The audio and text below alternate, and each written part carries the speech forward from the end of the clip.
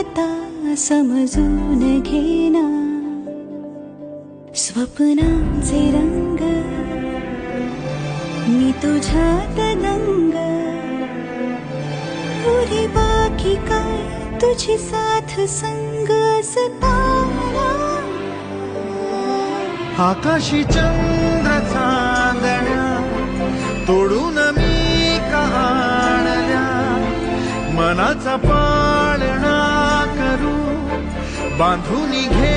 जरा झुला सुखामंदी नांदू दे तुझ्या माझ्या जोडीला